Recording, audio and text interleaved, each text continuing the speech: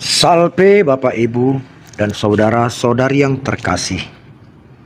Kita bertemu dalam Renungan Katolik Rabu 17 Mei 2023. Bapak Ibu dan saudara-saudari terkasih, di zaman kita sekarang ini, ilmu terus berkembang dengan pesat dengan bekal akal budi yang dikaruniakan Tuhan.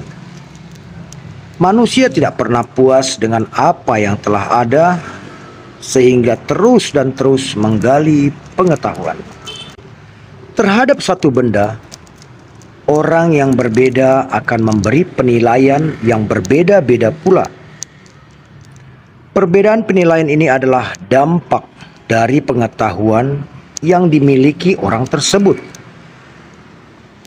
Cara penilaian seseorang itu tidaklah terlepas dari guru yang mengajar orang tersebut.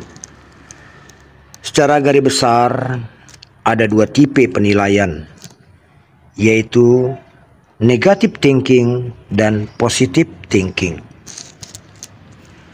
Bapak, Ibu, dan saudara-saudari terkasih, dalam Injil Tuhan bagi kita hari ini, Yesus berkata, "Masih banyak hal yang harus kukatakan kepadamu, tetapi sekarang kamu belum sanggup menanggungnya. Tetapi apabila Ia datang, yaitu Roh kebenaran, Ia akan memimpin kamu ke dalam seluruh kebenaran." Bapak, Ibu, dan saudara-saudari yang terkasih, Roh kebenaran atau Roh Kudus akan memberi pengajaran yang berasal dari Bapa. Jadi, dari pemikiran, perbuatan, dan perkataan seseorang, kita akan dapat melihat apakah orang tersebut dipimpin oleh roh kebenaran atau roh setan. Orang yang dipimpin oleh roh kebenaran sudah pasti akan selalu positive thinking.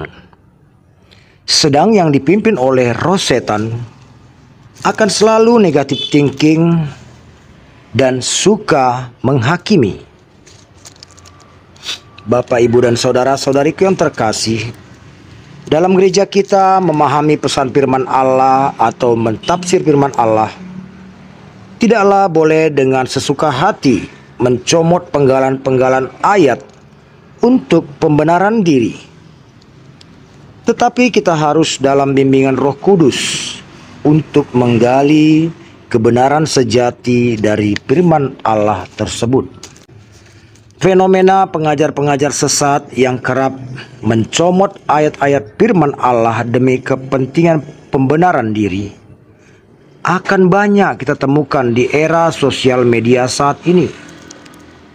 Kita tidak bisa mengelak dari fenomena itu, sebab penyesat itu harus ada, tapi celakalah ia yang menjadi penyesat itu. Yang perlu kita lakukan adalah mengolah diri untuk menjadi pribadi yang peka akan pimpinan roh kebenaran, agar kita tidak terbujuk oleh pengajar-pengajar sesat tersebut.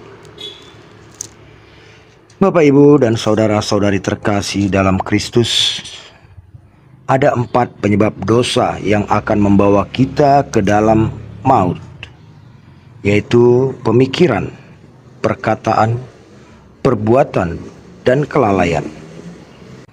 Marilah membuka hati kita agar pemikiran, perkataan, dan perbuatan kita selalu dalam pimpinan Roh Kudus, hingga kita tidak disesatkan oleh pengajar-pengajar sesat dan tidak juga menjadi pengajar kesesatan.